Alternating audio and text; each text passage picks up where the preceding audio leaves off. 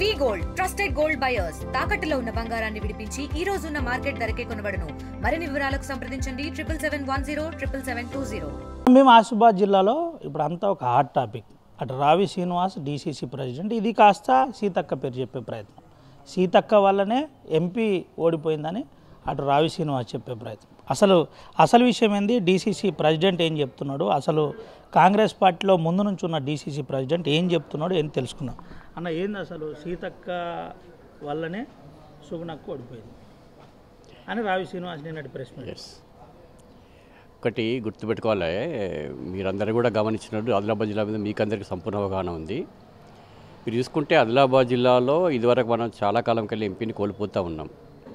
ఎవరు సరైన వ్యక్తి అయితే బాగుంటుందని చెప్పని ఆలోచించిన తర్వాత ఎక్కడ కూడా ఏ పార్టీకి సంబంధించిన వ్యక్తి, ఒక చదువుకున్నటువంటి ఉపాధ్యాయురాలుగా పనిచేస్తున్న వ్యక్తి, సామాజిక ఉద్యమాలలో పాల్గొన్న వ్యక్తిని, అనేక రకాల ఉద్యమాలతో సంబంధం ఉన్నటువంటి ఒక వ్యక్తిని తీసుకొచ్చి మనం ఎంపీగా నిలబెడితే బాగుంటుందని చెప్పి నిర్ణయించుకొని సీతక్క నాయకత్వంలో పోటీ చేసింది. పోటీ చేసినప్పుడు మీరు నియోజకవర్గాల వారికి తీసుకోండి ఓట్లు ఎట్లా వచ్చినాయని చెప్పని. మనకు ఇక్కడ మహబూబాద్ జిల్లాకు సంబంధించినటువంటి వచ్చినట్టుగా అక్కడ మనం లంబాడా క్యాండిడేట్కి ఇచ్చినాం కాబట్టి ఖచ్చితంగా గోని క్యాండిడేట్కి ఇవ్వాలి అనుకున్న పరిస్థితులలో మనము ఇక్కడ సుగుణక్క అయితే సరైన అభ్యర్థి చెప్పని భావించి సుగుణక్క టికెట్ ఇచ్చిన తర్వాత మనం తీసుకుంటే ఆదిలాబాద్ పార్లమెంటు పరిధిలో ఉన్నటువంటి అన్ని నియోజకవర్గాలలో హయ్యెస్ట్ మెజార్టీ తీసుకోవడం జరిగింది. ఓటమి జరగడం అనేటువంటిది ఒక అంశం అయితే, పెరిగిన ఓట్ల శాతం తీసుకుంటే ఎవరు సెలక్షన్ కరెక్టు, ఎవరు ఆధ్వర్యంలో ఓట్లు వచ్చిన విషయంలో నిర్ధారణ అవుతుంది. మనకు ఉదాహరణ తీసుకుంటే ఆసిఫాబాద్లో దాదాపు 27 పైచీలకు వేల మెజార్టీ వచ్చింది. మీకు అక్కడ మనకు వచ్చింది 8,000 పైచీలకు ఓట్లు ఇక్కడ సిరిపూర్ కాగందల్లో. దాన్ని 61,000 పైచీలకు ఓట్లు తీసుకున్నాము. అట్లాగే ఖానాపూర్లో ఆడ మనకు మెజార్టీగా బొజ్జు రావచ్చు, కానీ అక్కడ ఓట్లు దాదాపు 16,000 ఓట్లు పైగా పెరిగినాయి. మీకు బూత్ తీసుకుంటే దాదాపుగా అక్కడ 100% ఓట్లు పెరిగినాయి. ఆదిలాబాద్లో కూడా దాదాపుగా మనకు ఆయనకు 26,000 కరెక్ట్ సబ్జెక్ట్ కరెక్షన్ వస్తే డబుల్ ఓట్లు వచ్చినాయి మనకు.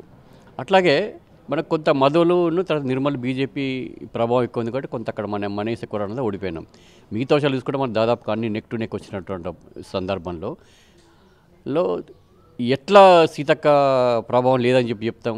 సీతక్క ప్రభావంతో ఆ మాత్రమైన ఓట్లు రాగలిగినాయి. ఆ అభ్యర్థిని మనం కొత్తగా పెట్టడము, సీతక్క రావడం, సీతక్క కృషి వల్లనే ఇంతమంది సమన్వయం చేయడం వల్ల ఓట్లు వచ్చినాయి.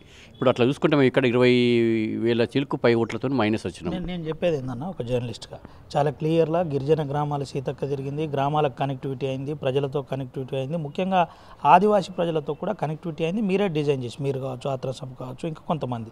ఇంత జరిగినా ఎందుకు సీతక్కను బదనాం చేసే ప్రయత్నం జరుగుతుంది? ఏంది అసలు విషయం? అంటే ఒక్క విషయం స్పష్టంగా చెప్తా, అగ్రకుల అహంకారం, పెత్తందారి పోకడలు ఏవైతే మాట్లాడతామో అవన్నీ నిలువున ఉన్నటువంటి వ్యక్తి రావి శ్రీనివాస్ గారు.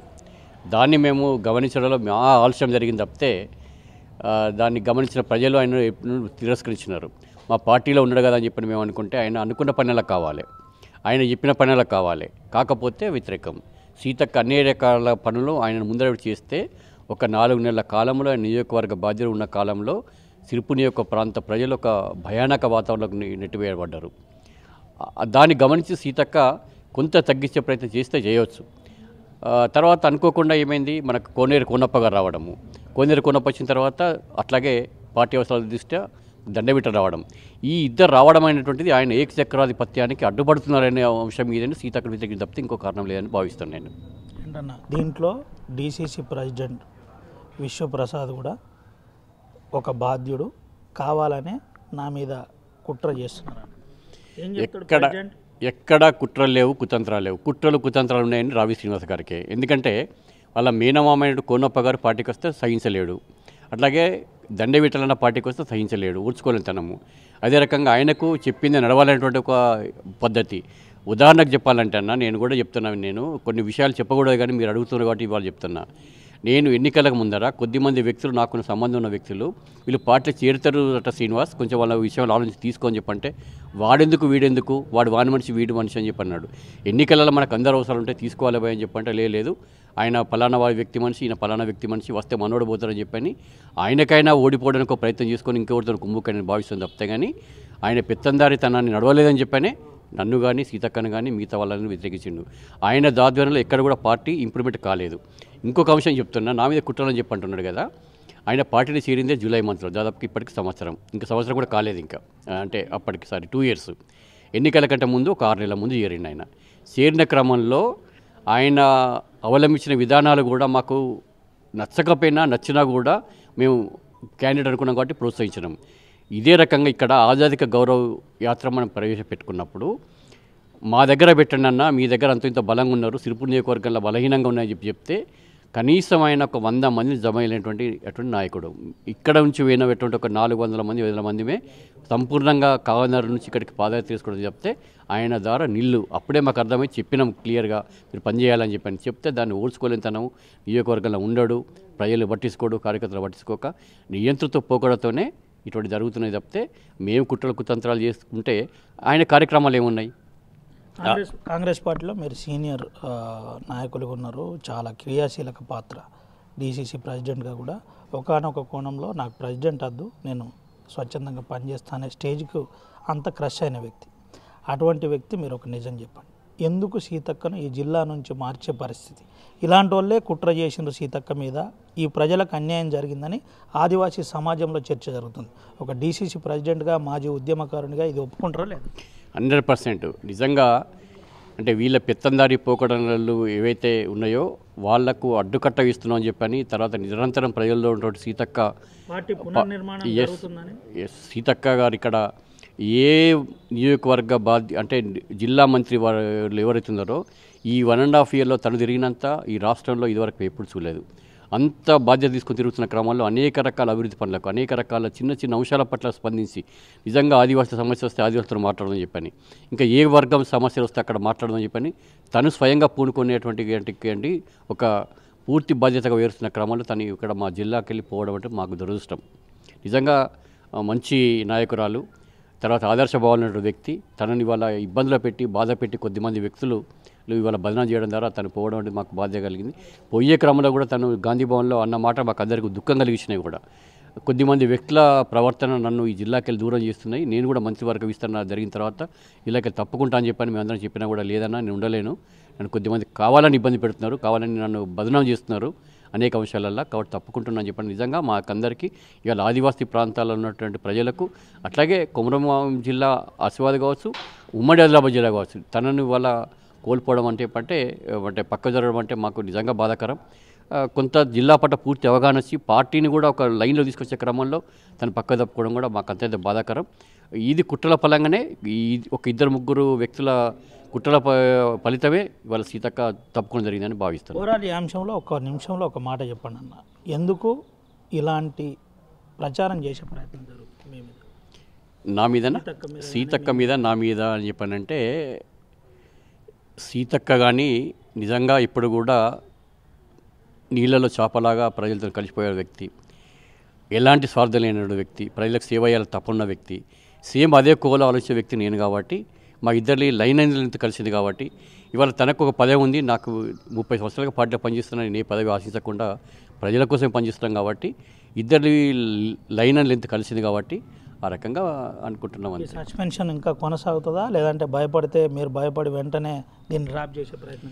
ఎట్టి పరిస్థితుల్లో వెనుకకు వచ్చేయలేదు. నిజంగా రావి శ్రీనివాస గారి మీద చర్య తీసుకోవడము, మల్లు రవి గారు తీసుకున్న నిర్ణయాన్ని స్వాగతిస్తూ మల్లు రవి గారికి అభినందనలు కూడా తెలియజేస్తున్నాం. ఎందుకంటే ఇట్లా కఠినమైన నిర్ణయం తీసుకోవడంలో తను అక్కడ క్రమశిక్షణ కమిటీ ఎంత ఇబ్బంది పడిందో మాకు తెలుసు. అక్కడ ఒక నాయకుడిని సస్పెండ్ చేయాలని చెప్పంటే చాలా అన్ని రకాల కోణాలు ఆలోచిస్తారు కాబట్టి అటువంటి నిర్ణయాన్ని స్వాగతిస్తున్నాం. ఎందుకోసం చెప్పంటే భవిష్యత్తులో ఇలాంటి వాళ్ళు ఎవరు కూడా క్రమశిక్షణ ఉల్లంఘించి నాయకుల మీద విమర్శలు పెట్టే ముందర ఆలోచన పరిస్థితి వస్తుందని భావిస్తున్నాను. ఒకసారి మనతో పాటు సక్కన్ ఉన్నాడు, ఆదివాసీ ఉద్యమకారుడు, గతంలో కూడా క్రియాశీలక పాత్ర కాంగ్రెస్ పార్టీ. అన్న, ఏంటి సీతక్కను పంపడం మీరు ఎట్లా భావిస్తారు? ఒకటి, తర్వాత ఇలాంటి దుష్ప్రచారం కాంగ్రెస్ పార్టీలో ఇది బలహీనపరచడానిక, బలవంతం పునరుద్ధరించడానిక, బలోపేతం చేయడానిక, ఏంది అసలు? ఒకటి అంటే కొంతమంది అధికారంలోకి వచ్చేసిన తర్వాత తమ యొక్క అవినీతి అక్రమాలకు అడ్డుకట్ట వేస్తున్నారని, ముఖ్యంగా సీతక్క గారు ఆదిలాబాద్ జిల్లా ఇన్ఛార్జిగా తీసుకున్న తర్వాత గ్రామీణ ప్రాంతాలలో, మారుమూల ప్రాంతాల్లో ఉన్నటువంటి ప్రజలతో మమేకమై క్యాడర్తో మమేకమై వాళ్ళందరితోటి పనిచేయడం అనేది వీళ్ళకు నచ్చలేదు. ప్రధానంగా అయితే వాళ్ళ అవినీతి అక్రమాలకు ఎక్కడ అడ్డం వస్తారనే ఆలోచన ఒకటి.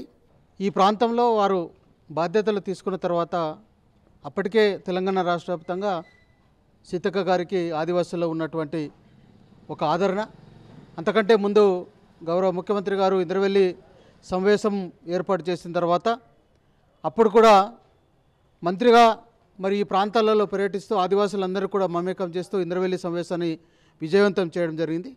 ఇవన్నిటికన్నా ముఖ్యంగా ఆమె ఒక ఆదర్శ భావాలతో ఒక నమ్ముకున్న సిద్ధాంతంతో పనిచేస్తున్న క్రమంలో ఈ ప్రాంతంలో కొంతమంది యొక్క వాళ్ళ అరాచకాలు అక్రమాలు ఎక్కడ ఆగిపోతాయనే ఒక భయంతో ఆమె మీద ఆరోపణలు చేయడం జరిగింది.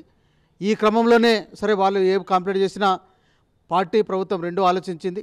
ఒక మహిళా మంత్రిగా సరే ఈ ప్రాంతంలో పార్టీని అభివృద్ధి చేస్తూ ఆదివాసులందరూ కూడా సమన్వయపరుస్తున్న క్రమంలో కూడా మరి దూరం అవుతుందని వారిని ఇక్కడ నుంచి నిజామాబాద్కు పంపించడం జరిగింది. ఏదేమైనా ముఖ్యంగా ఉమ్మడి ఆదిలాబాద్ జిల్లాలో ఆదివాసులకు కొంచెం ఇది నష్టమైనా పార్టీ ఆ విషయంలో కొంచెం పునరాలోచించాలని ఈ సందర్భం కోరుతూ ఈ ప్రాంతాలలో అన్ని గ్రామాలు కూడా ఇవాళ మొన్న లాస్ట్ మంత్ మీరు కూడా చూసారు, ఆదిలాబాద్ జిల్లాలోని అన్ని మండలాల్లో ఏ ఇన్ఛార్జి మంత్రిగా నేను నిన్న కూడా ప్రెస్లో మాట్లాడడం జరిగింది. ఉమ్మడి ఆంధ్రప్రదేశ్ చరిత్రలో కావచ్చు, తెలంగాణ చరిత్రలో కావచ్చు, ఒక జిల్లా ఇన్ఛార్జి మంత్రిగా ఇన్ని పర్యాయాలు ఇన్ని ప్రాంతాలు ఎవరు కూడా పర్యటించలేదు.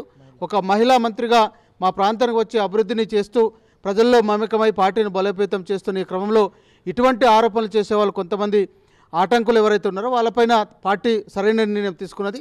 ఇక ముందు కూడా ఎవరైనా పార్టీలో పనిచేసే క్రమంలో వ్యక్తుల మీద కావచ్చు, పార్టీ మీద కావచ్చు, ప్రభుత్వం పైన వ్యతిరేకంగా ఎవరు మాట్లాడినా మీనాక్షి మేడం గారు మొట్టమొదటి సమావేశంలో చెప్పడం జరిగింది. ఏమైనా పార్టీకి అంశాలు కావచ్చు, వ్యక్తులకు సంబంధించిన అంశాలు కావచ్చు, ప్రభుత్వ అంశాలు కావచ్చు, క్లోజ్ డోర్స్లో మాట్లాడమని బహిరంగంగా మాట్లాడిన వాళ్లకు పార్టీ సరైన నిర్ణయం తీసుకున్నదని నేను ఈ సందర్భంగా కోరుతున్నాను.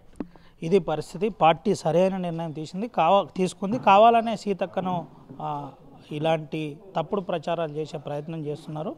ఆయన పరిస్థితి ఏందో అందరికీ తెలిసిందే, ముఖ్యంగా ఆ కాన్స్టిట్యున్సీలో కూడా తెలిసిందేనని ఇటు డీసీసీ ప్రెసిడెంట్తో పాటు మాజీ ఎమ్మెల్యే ఆత్రం సక్కు చెబుతున్న పరిస్థితి. సుమంత్ అవినాయక్, RTV, ఆదిలాబాద్. మరిన్ని వీడియోస్ కోసం ఛానల్ ని సబ్స్క్రైబ్ చేయండి. లేటెస్ట్ అప్డేట్స్ కోసం వాట్సాప్ ఛానల్ ని ఫాలో అవ్వండి. ఆ లింక్ డిస్క్రిప్షన్ లో ఉంది.